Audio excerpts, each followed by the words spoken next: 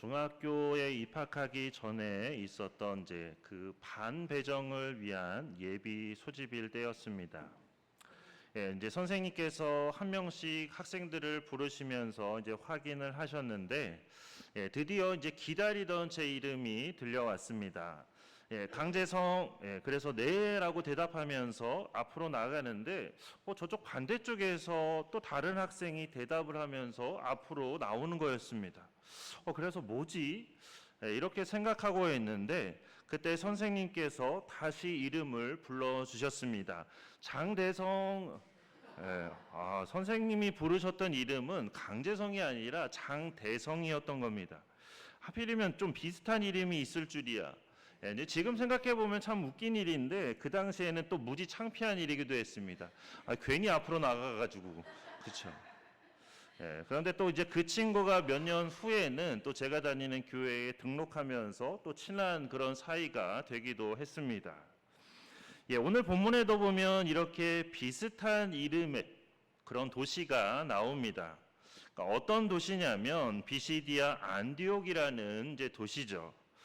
바울과 바나바는 첫 이방 선교지였던 이제 구브로에서 떠나서 이제 두 번째 선교지인 비시디아 안디옥으로 갔습니다. 최초의 이방인 교회가 안디옥에 세워진 교회였는데 지금 이제 바울과 바나바가 도착한 곳 역시 또 안디옥이라는 그런 도시였습니다. 그래서 자칫 이제 두 곳을 같은 곳이라고 우리가 착각할 수 있는데 신약 성경을 우리가 함께 공부하면서 여러 번 말씀을 드린 것처럼 바나바와 바울을 파송한 최초의 이방인 교회인 그 안디옥 교회는 정확히 말하면 이제 수리아 안디옥에 세워진 교회이고 오늘 본문에 나오는 안디옥은 이제 비시디아 안디옥입니다. 그래서 수리아 안디옥과 비시디아 안디옥 이렇게 두 곳은 모두 안디옥이라는 이름을 갖고 있지만 그 앞에 붙는 이름이 또 다른 그런 별개의 도시입니다. 그래서 성경에는 이제 안디옥이라는 지명이 이렇게 이제 두 곳만 나오지만 실제로는 이제 14곳이 더 있어서 총 16곳의 안디옥이라는 그런 이름의 도시가 있습니다. 하지만 이제 나머지는 우리가 알 필요는 없고 이렇게 바나바와 바울을 파송한 곳이 수리아 안디옥 그리고 바나바와 바울이 두 번째로 선교한 그 선교지가 바로 비시디아 안디옥 이렇게 두 곳만 기억하시면 되겠습니다. 13절 하반절 말씀을 보면 또 이렇게 기록되어 있습니다. 요한은 그들에게서 떠나 예루살렘으로 돌아가고 여기서 말하는 요한은 이제 바나바의 조카인 마가 요한을 뜻하는 겁니다. 마가의 다락방 할 때 그 마가이고 또 마가복음의 저자이기도 합니다. 그런데 이 마가 요한이 선교 여행을 함께 하다가 지금 이렇게 다시 예루살렘으로 돌아갔다고 되어 있습니다. 그렇다면 왜 다시 돌아간 걸까요? 오늘 본문 말씀은 이제 그 이유에 대해서 정확하게 말해주고 있지는 않습니다. 뭔가 급한 일이 있어서 돌아간 건지 아니면 왜 돌아간 건지 정확한 이유를 말해주고 있지 않습니다. 다만 이것에 대한 몇 가지 추측이 있는데 첫 번째는 뭐냐면 선교 여행이 생각보다 만만치가 않았다는 겁니다. 처음에는 이제 목적도 좋고 동기도 좋고 그래서 함께 동참했다가 이게 막상 해보니까 만만치가 않아서 그만 중간에 포기하고 그렇게 돌아갔다는 것이죠. 그리고 또 다른 추측은 관계의 문제 때문이라는 겁니다. 그러니까 선교 여행 초기만 해도 바나바가 그 선교 사역의 리더였습니다. 그래서 사도행전에도 보면 바나바와 바울 이런 순서로 이제 성경에 기록이 되어 있습니다. 그래서 바나바와 바울로 기록이 되어 있는데 그런데 오늘 본문에서부터는 이제 그 순서가 뒤바뀌게 됩니다. 특히 이제 13절부터는 이렇게 기록되어 있습니다. 바울과 및 동행하는 사람들이 이렇게 선교 여행의 리더가 이제 바울로 바뀌게 된 것입니다. 그러면서 마치 이제 굴러온 돌이 박힌 돌을 빼내듯이 된 것이죠. 그러니까 원래 이제 바나바가 사역을 하다가 바울을 불러와서 같이 사역을 하게 된 것인데 이제는 오히려 바울이 더 리더가 된 겁니다. 그래서 이것 때문에 이것에 대한 불만 때문에 그렇게 관계가 틀어지면서 그렇게 마가가 다시 예루살렘으로 돌아갔다는 그런 추측이 있습니다. 이 두 가지 추측 중에 맞는 게 있을 수도 있고 아니면 둘 다 아닐 수도 있습니다. 그러나 중요한 것은 훗날 바울은 마가 요한이 이렇게 떠난 것에 대해서 옳지 않은 행동이었다고 그렇게 말하면서 마가 요한을 다시 선교 여행에 데려가는 것에 있어서 이제 바나바와 그렇게 바울 간의 의견 충돌이 벌어졌다는 사실입니다. 그래서 바나바는 마가를 다시 데리고 가자고 하고 바울은 그렇게 한번 떠났던 사람을 다시는 데리고 갈 수 없다고 그렇게 말하면서 결국 이 일로 인해서 바나바와 바울이 서로 언쟁하고 갈라서는 그런 일이 발생하게 되었다는 사실입니다. 물론 이 일은 지금 당장의 일이 아니라 이제 2차 선교 여행을 출발하면서 벌어진 일입니다. 그래서 바나바는 이제 2차 선교 여행 때 마가를 데리고 선교를 하게 되고 바울은 실라를 택해서 함께 선교를 하게 됩니다. 물론 세월이 더 지난 후에는 이제 바울도 마가를 다시 받아들이게 되기는 합니다. 하지만 어쨌든 당시에는 이렇게 마가가 다시 예루살렘으로 돌아간 그 행동이 옳지 못한 그런 행동이었음은 분명하다는 것입니다. 우리가 어떤 일을 시작했을 때, 특히 하나님의 일을 시작했을 때 모두 함께 그 일을 이루고 있는 그 시점에서 나 혼자 빠져나간다는 것은 나야 편할 수 있겠지만 전체에게는 큰 피해를 주는 그런 일일 수 있습니다. 특히 하나님의 역사를 가로막는 장애물이 될 수도 있다는 것이죠. 그렇게 가장 중요한 것은 어떤 어려움과 고난이 있다고 하더라도 그리고 관계에 있어서 어떤 문제나 어려움이 있다고 하더라도 그 모든 것들을 다 이겨내고 함께하는 것이 중요합니다.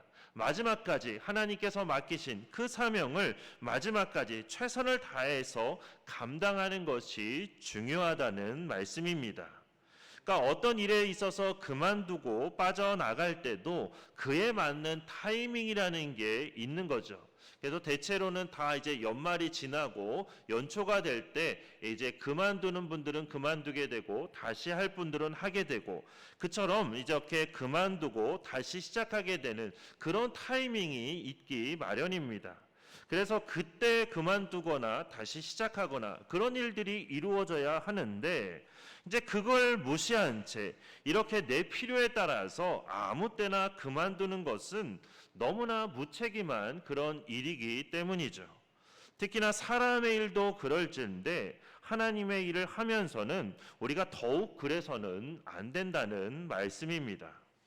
또한 그런 어려움이 있다고 하더라도 그래서 다른 누군가가 빠져나가더라도 결코 포기하지 않고 끝까지 하나님의 그 일을 이루기 위해서 앞으로 계속해서 전진하는 것도 너무나 중요합니다.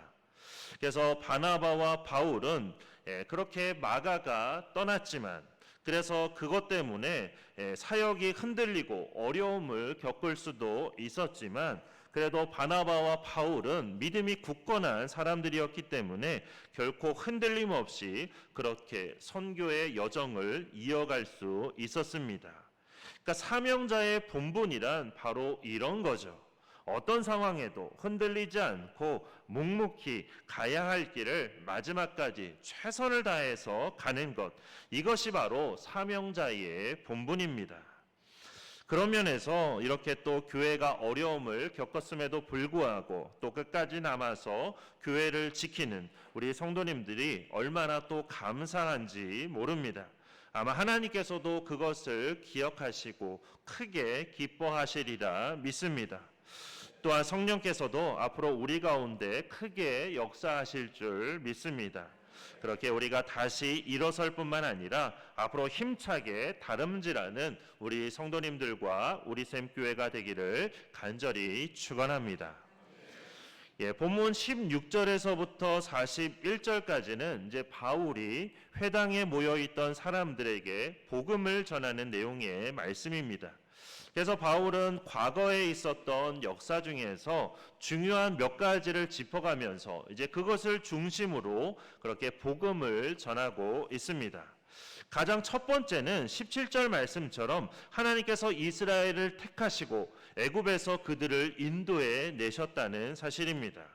이것을 통해서 하나님께서 이스라엘 백성을 얼마나 사랑하시는지, 그리고 지금까지 계속해서 그들을 인도해 주시며 이끌어 주셨다는 것을 그렇게 말씀하고 있는 것입니다. 그리고 두 번째는 22절 말씀처럼 하나님의 마음에 맞는 그런 다윗을 왕으로 세우셨다고 말합니다. 이처럼 다윗을 언급한 이유는 하나님께서 다윗의 후손을 통해서 메시아를 이 땅에 보내신다고 말씀하셨기 때문이고, 또한 다윗이야말로 이제 이스라엘 백성들이 가장 존경하는 그런 왕이기 때문입니다.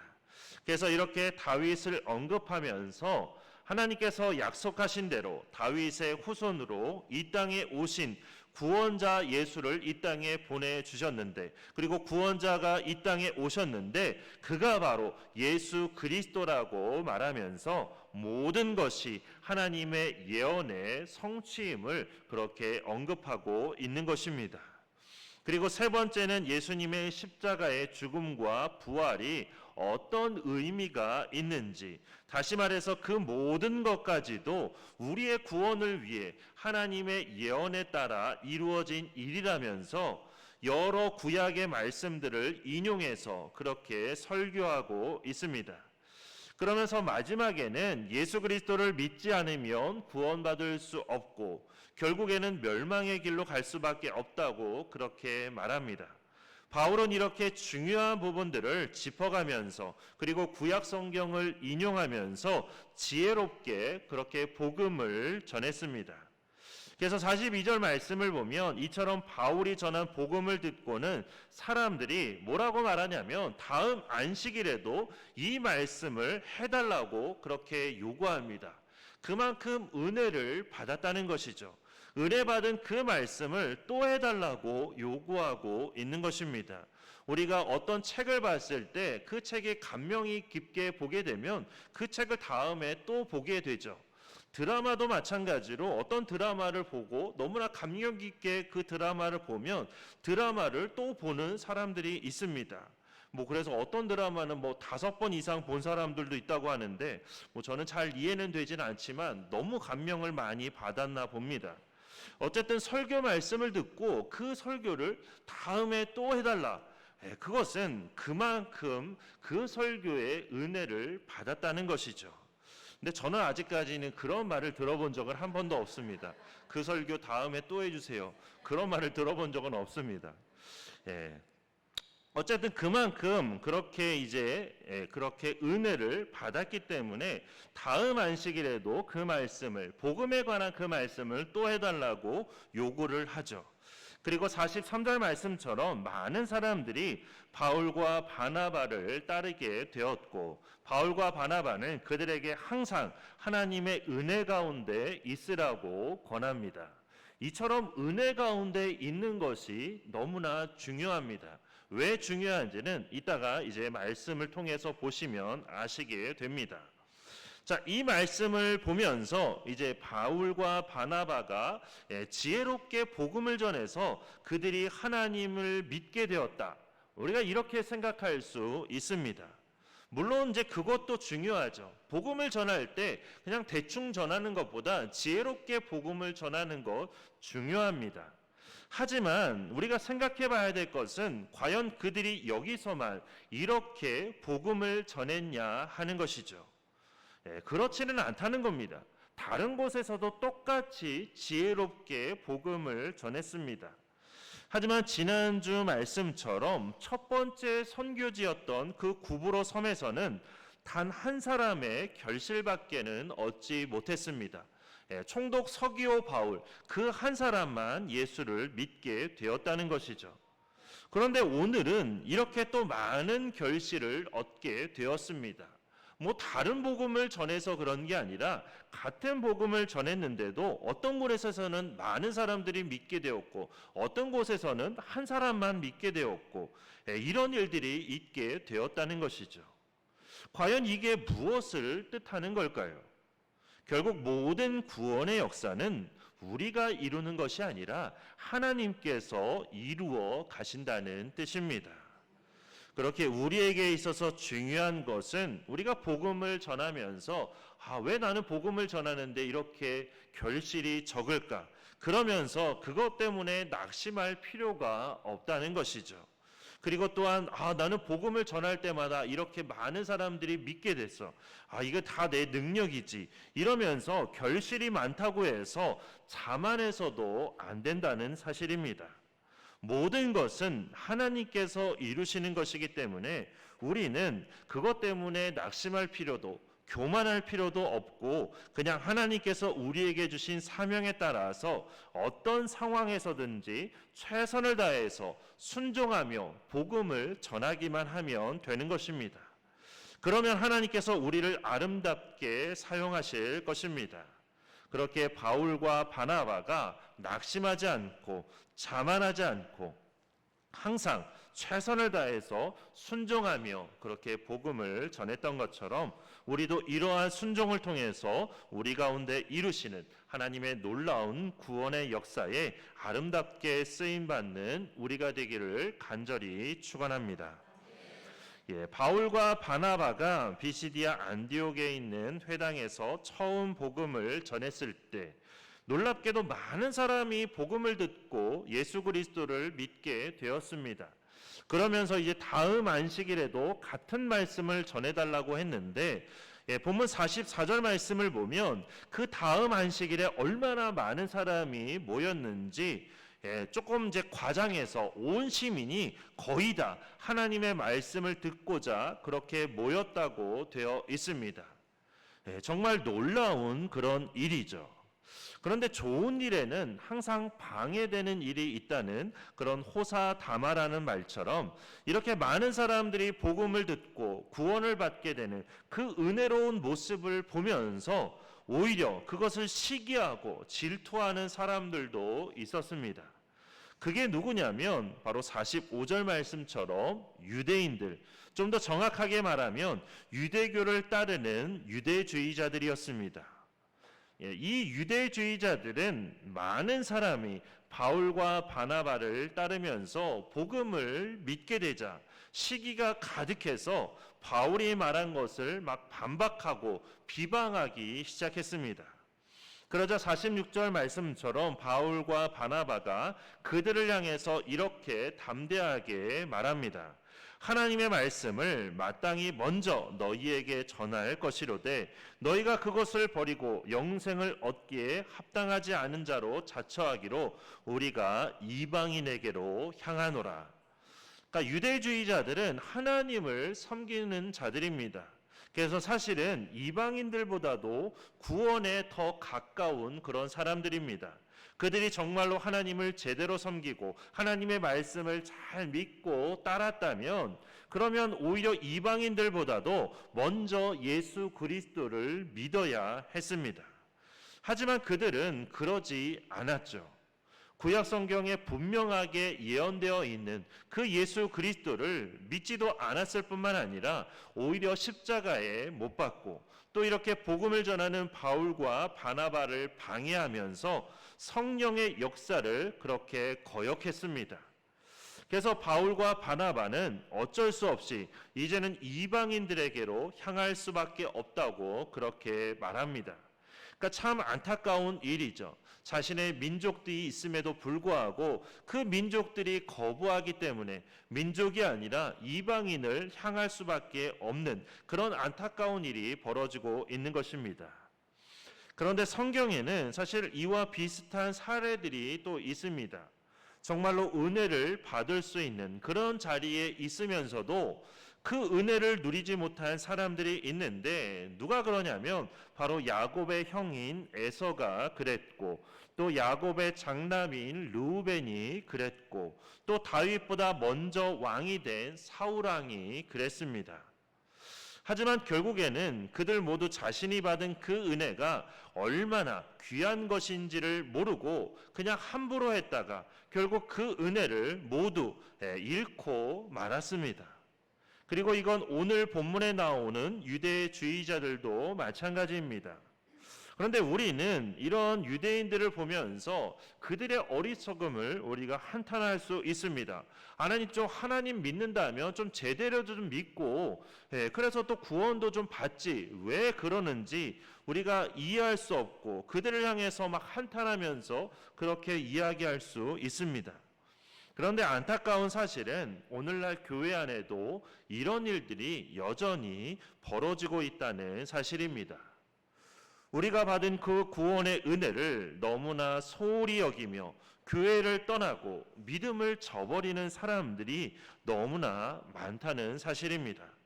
그러면서도 자신은 예수님을 믿는다고 언젠가는 나도 다시 교회에 나갈 거라고 그렇게 말하는 사람들도 있습니다. 그러니까 마치 유대인들이 자신들은 하나님께서 택하신 백성이기 때문에 어떻게든 구원받을 거라고 그렇게 막연히 생각했던 것처럼 그렇게 나도 예수님을 믿는다고 언젠가는 교회에 나갈 거라고 그렇게 막연히 생각하고 있는 그런 사람들이 오늘날에도 여전히 있다는 것입니다. 하지만 우리가 분명히 기억해야 될 것은 에서는 한 번 빼앗긴 그 장자권을 다시는 돌려받지 못했습니다. 르우벤의 장자권도 결국에는 유다에게 넘어가게 되었고 또 사울 왕은 결국에는 비참하게 죽음을 맞이하고 말았다는 사실입니다. 그러니까 은혜를 먼저 받을 수는 있지만 중요한 것은 그 은혜를 먼저 받았다는 사실이 아니라 그 은혜를 얼마나 끝까지 잘 지키느냐 그것이 더 중요하다는 것입니다. 그래서 바울과 바나바도 은혜 안에 머물러 있으라고 말한 이유가 바로 그런 것 때문입니다. 그 받은 은혜를 끝까지 잘 지켜나가는 것, 그것이 가장 힘든 일이고 그것이 정말로 우리가 반드시 해야만 하는 그런 일이기 때문입니다. 그렇게 우리가 해야 될 일은 우리가 받은 그 구원의 은혜를 끝까지 잘 지키는 일입니다. 우리가 누군가에게 마음의 상처를 받았다고 해서 또는 어떤 어려운 일을 겪었다고 해서 믿음의 길을 포기한다는 것은 교회 나가지 않는다는 것은 결국 다 변명에 지나지 않습니다. 나는 누구 때문에 상처받아서 교회 나가지 않는다. 그거는 나중에 하나님 앞에 가서 변명거리도 되지 못한다는 사실입니다. 만약 그랬다면 그런 것들이 이유가 된다면 구약시대에 있던 선지자들도 그렇고 열두 사도를 비롯한 바울과 바나바도 이미 믿음의 길을 떠나야 했을 것입니다. 그들은 다른 일을 한 것이 아니라 하나님의 일을 하다가 여러 많은 어려움과 고난을 겪었습니다. 하나님의 말씀을 전하다가 매를 맞고 감옥에 갇히기도 하고 그런 일을 많이 겪었죠.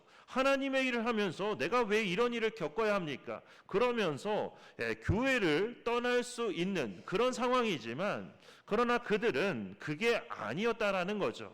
오히려 그런 상황에서도 받은 구원의 은혜를 지키는 것이 중요하다는 것을 깨닫고 그리고 그 은혜를 전하기 위해서 끝까지 최선을 다했다는 것입니다.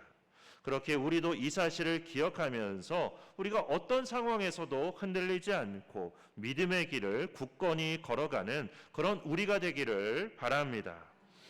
50절과 51절 말씀처럼 유대주의자들이 이제 귀부인과 신의 유력자들을 선동했기 때문에 바울과 바나바는 어쩔 수 없이 비시디아 안디옥을 떠나서 이고니온으로 갈 수밖에 없었습니다. 하지만 48절 말씀처럼 이미 하나님께서 그곳에서 영생을 주시기로 작정된 자는 모두 다 믿게 되는 그런 역사가 있었고 그리고 52절 말씀처럼 이미 그렇게 비시디아 안디옥에 있던 그 성도들의 마음에는 기쁨과 성령이 충만했습니다. 결국 사탄의 방해가 있어도 하나님께서 이루고자 하시는 뜻은 이렇게 다 이루어지게 된다는 것이죠. 그런가 하면 사실 비시디아 안디옥에 있는 성도들이 그렇게 기뻐할 만한 상황은 아니었습니다. 왜냐하면 자신들을 이끌어주던 그런 바울과 바나바가 그곳에서 쫓겨났기 때문이죠. 게다가 유대주의자들이 선동한 그 귀부인들과 성내 유력자들이 자신들을 바라보는 시선 역시 곱지 않았기 때문에 기뻐할 수 있는 상황은 아니었습니다. 그런데도 그들이 그렇게 기뻐할 수 있었던 이유는 바로 주님 때문이었습니다. 자신들이 처한 상황이 아니라 구원의 주님께서 성령을 통해서 자신들과 함께 하신다는 것을 깨달았기 때문에 이렇게 기뻐할 수 있었던 것입니다. 그러니까 이게 바로 진정한 제자의 모습이며 진정한 신앙인의 모습입니다. 어떤 어려움이 있고 어떤 고난이 있다 하더라도 그 어려움과 고난이 우리를 어떻게 할 수 없고 결국에는 그 어려움과 고난 속에서도 우리와 늘 함께 하시며 우리를 지켜주시는 분은 바로 주님이시기 때문에 그 주님으로 인해서 우리가 아무리 힘들고 어려운 일이 있어도 우리가 그런 상황에서도 기뻐하며 감사할 수 있다는 말씀입니다. 살면서 정말로 힘들고 어려운 일을 겪으실 때가 있으실 겁니다. 그 일 때문에 잠도 제대로 못 자고 도저히 어떻게 해야 될지 모르는 그런 상황에 우리가 놓일 수도 있습니다. 하지만 중요한 건 그 순간에도 우리에게는 구원의 주님께서 우리와 함께 하신다는 사실입니다. 이 땅에서 사는 동안도 우리를 지켜주시며 인도해 주시지만 마침내는 영원한 하나님의 나라로 우리를 이끌어주시는 주님께서 우리와 함께 하시기 때문에 우리는 항상 기뻐할 수 있는 것입니다. 그렇게 우리도 비시디아 안디옥의 성도들처럼 상황이 아니라 구원의 주님만을 바라볼 수 있기를 바랍니다. 그래서 상황 때문에 기뻐하는 것이 아니라 구원의 주님으로 인해서 기뻐하며 늘 웃을 수 있는 우리 모두가 되기를 주님의 이름으로 축원합니다. 이제 우리 주신 말씀 생각하면서 우리 주만 바라볼지라 함께 찬양하고 함께 기도하겠습니다.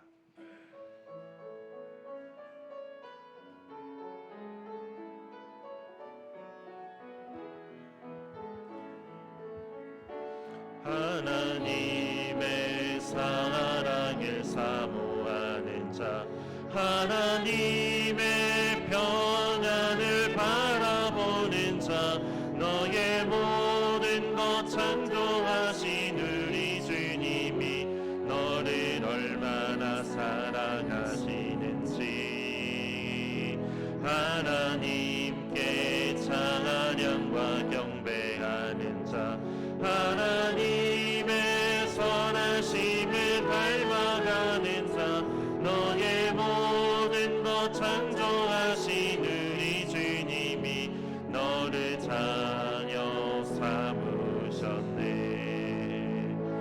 하나님 사랑의 눈으로 너를 어느 때나 바라보시고 하나님인 자가 비로소 언제나 너에게 기울이시니 어두움에 밝은 빛을 비춰주시고 너의 작은 신음에도 응답하시니 너는 어느 곳에 있든지 주를 향하고 주만 바라보. 우리 다시 한번 찬양하겠습니다. 하나님의 사랑을 사모하는 자, 하나님의 평안을 바라보는 자, 너의 모든 것 창조하신 우리 주님이 너를 얼마나 사랑하시는지 하나님께 찬양과 경배하는 자, 하나님의 선하심을 닮아가는 자, 너의 모든 것 창조하신 우리 주님이 너를 자녀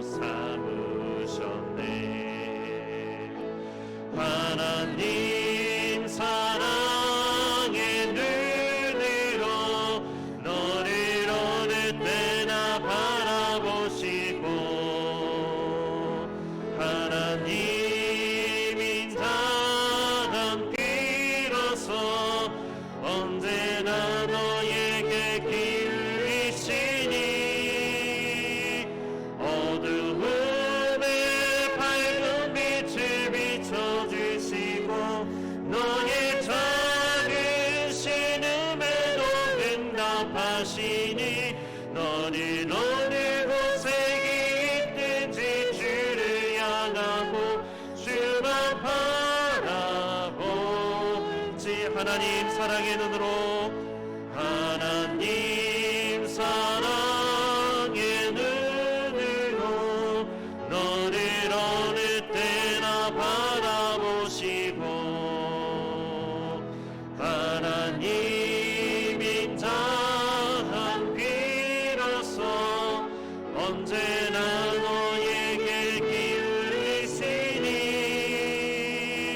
어두움에 밝은 빛을 비춰주시고 너의 작은 신음에도 응답하시니 너는 어느 곳에 있든지 주를 향하고 주만 바라보지라.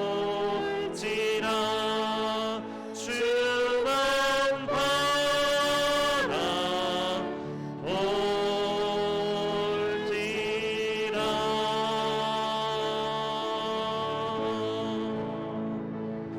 이 시간 우리 함께 기도하실 때 우리가 찬양했던 이 찬양의 가사처럼 오직 주님만 바라보는 우리가 되게 달라고 기도하겠습니다.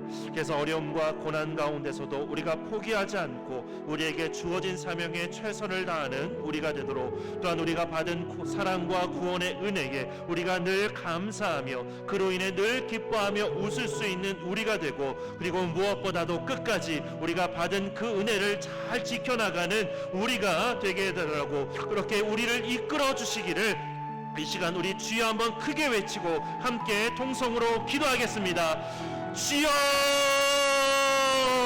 사랑이 많으신 하나님, 오늘도 이렇게 복된 주일을 저희들을 불러주시고 함께 말씀을 나누며 함께 기도할 수 있도록 인도해 주심을 감사드립니다. 하나님, 우리가 찬양했던 이 찬양의 가사처럼 하나님 우리의 평생에 오직 주님만 바라보는 우리가 될 수 있도록 인도하여 주시옵소서. 어떤 어려움과 고난 속에서도 우리가 신음하고 좌절하지 않게 하여 주시고, 우리가 포기하지 않고 낙심하지 않게 하여 주시고, 오직 주님만 바라보며 다시 일어설 수 있도록 인도하여 주시옵소서. 하나님, 우리에게 맡겨주신 사명이 있는 줄 압니다. 우리가 감당해야 될 하나님 나라의 역사가 있는 줄 압니다. 하나님, 주어진 사명에 최선을 다하는 우리가 될 수 있도록 인도하여 주시옵소서. 그래서 우리의 삶을 통해서 하나님, 우리의 모든 순종을 통해서 하나님의 뜻이, 하나님의 역사가 이루어질 수 있도록 인도하여 주시옵소서. 하나님, 또한 우리가 받은 주님의 그 사랑과 구원의 은혜를 우리가 늘 잊지 않게 하여 주시고, 그 구원의 은혜에 우리가 늘 감사하며 그로 인해 늘 기뻐하며 웃을 수 있는 우리의 삶이 될 수 있도록 인도하여 주시옵소서. 어떤 어려움과 고난 속에서도 우리가 받은 그 구원의 은혜를 기억하게 하여 주시옵소서. 우리와 항상 함께 하시며 우리를 지켜주시고 우리를 보호해 주시는 그 주님을 기억할 수 있도록 인도하여 주시옵소서. 하나님, 그래서 우리가 그 모든 상황 가운데서도, 어떤 상황 가운데서도 웃으며 하나님 앞에 감사할 수 있는 우리가 될 수 있도록 인도하여 주시옵소서. 그리고 무엇보다도 우리에게 베풀어 주신 그 구원의 은혜를 우리가 끝까지 잘 지켜나가는 우리가 될 수 있도록 인도하여 주시옵소서. 그래서 우리가 이 땅을 살아갈 때만 하나님의 은혜를 누리는 것이 아니라 우리가 마지막에는, 결국에는 하나님의 영원한 나라로 인도함을 받는 우리의 삶이 될 수 있도록 인도하여 주시옵소서. 그래서 받은 은혜를 끝까지 잘 지켜나가며 주님 안에서 승리하는 우리의 삶이 될 수 있도록 성령 하나님, 우리를 인도하여 주시고 이끌어 주시옵소서. 우리의 삶 가운데 함께하여 주시옵소서. 우리 가운데 역사하여 주시옵소서. 이루어 주시옵소서.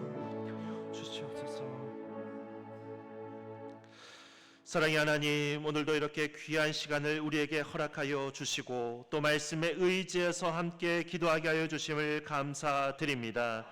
우리가 찬양한 이 찬양의 가사처럼 우리의 평생에 오직 주님만 바라보는 우리가 될 수 있도록 인도하여 주시옵소서. 그래서 어려움과 고난 가운데서도 우리가 포기하거나 낙심하지 않게 하여 주시고, 우리에게 주어진 사명, 우리가 감당해야 될 모든 하나님 나라의 그 모든 일들을 우리가 최선을 다해 감당해 나아갈 수 있도록 인도하여 주시옵소서.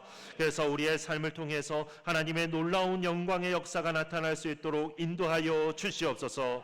또한 우리가 받은 사랑과 그 구원의 은혜에 우리가 늘 감사하며 그로 인해 늘 기뻐하며 웃을 수 있는 우리의 삶이 될 수 있도록 인도하여 주시옵소서. 살아가면서 때로는 생각지도 못했던 여러 많은 환난과 어려움을 겪을 때가 있지만 그런 때에도 우리를 지켜주시고 우리를 인도해 주시고 우리를 영원한 구원의 길로 이끌어 주시는 그 주님께서 우리와 함께 하신다는 그 사실로 인해서 우리가 하나님 낙심하거나 절망하지 않게 하여 주시고 오히려 그런 상황에서도 기뻐하며 감사할 수 있는 우리의 삶이 될 수 있도록 인도하여 주시옵소서. 그래서 무엇보다도 우리가 받은 그 구원의 은혜를 끝까지 잘 지켜나가며 영원한 하나님의 나라로 인도함을 받는 우리의 삶이 될 수 있도록 인도하여 주시옵소서. 성령께서 우리와 함께 하시며 우리를 인도하여 주시고 이끌어 주실 줄 믿고 감사드리며 예수 그리스도의 이름으로 기도드립니다. 아멘.